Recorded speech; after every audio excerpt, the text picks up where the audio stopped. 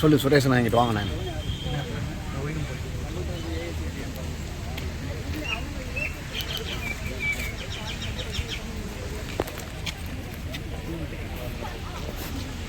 என்னால் பார்த்துமா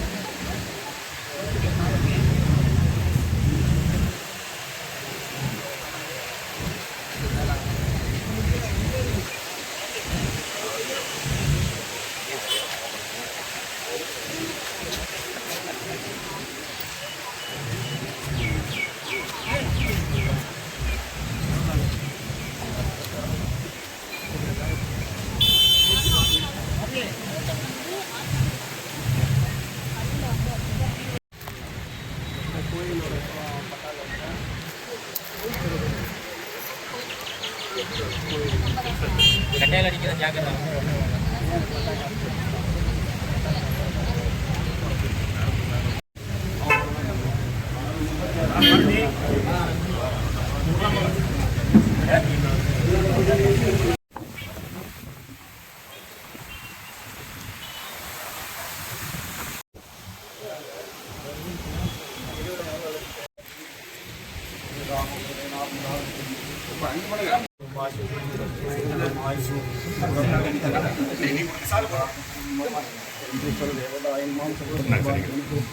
அனுமதிக்காக விண்ணப்பிக்கப்பட்டிருக்கிறது.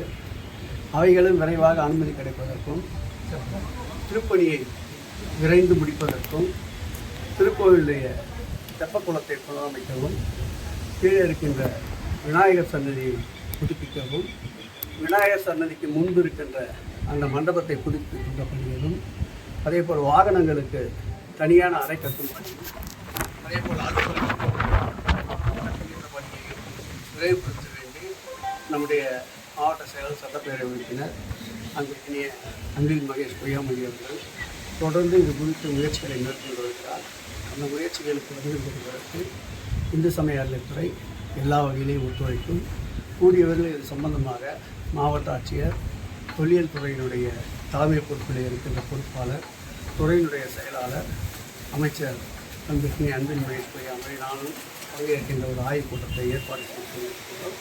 அந்த ஆய்வுக் கூட்டத்திலே என்னென்ன பணிகள் என்னென்ன நிலையில் முன்னேற்பாடுகள் நடந்து கொண்டிருக்கின்றன, எந்தெந்த பணிகளுக்கு அனுமதி பெற வேண்டும், எந்தெந்த பணிகளுக்கு போதிய நிதி தேவைப்படுகிறது, அனைத்தையும் கலந்து ஆலோசித்து விரைவு மக்கள் மகிழ்ச்சி அடைகின்ற வகையில் இந்த திருப்பணி நடைபெற்று உடம்புறுப்பு நடத்துவதற்கான அனைத்து பணிகளையும் மேற்கொள்ளும். திருப்பணிகள் 12 ஆண்டுகளுக்கு ஒரு முறை ஆகமப்படி உடம்புறுப்பு நடத்தப்பட வேண்டும். அது எல்லாவற்றையும் தொடர்ந்து மத்திய அரசுக்கு கட்டுப்பாட்டில் உள்ள தொல்லியல் துறைக்கு தொடர்ந்து விண்ணப்பங்களை அளித்திருக்கின்றோம். அவர்களும் படிப்படியாக இந்த திருப்பணிகளை எடுத்துக்கொண்டிருக்கின்றார்கள். இந்த ஆட்சி ஏற்பட்ட பிறகுதான் தொல்லியல் துறை அழுத்தத்தை நம்முடைய மாநில அரசின் அழுத்தத்தின் காரணமாக 6 திருக்கோயில்களுக்கு குடமுழுக்கு நடைபெற்றிருக்கின்றன. ஏனைய திருக்கோயில்களுக்கும் குடமுழுக்கு நடத்துவதற்கு முழு அளவிலே மாநில அரசு இந்து சமய அறநிலையத்துறை அழுத்தத்தை தரும்.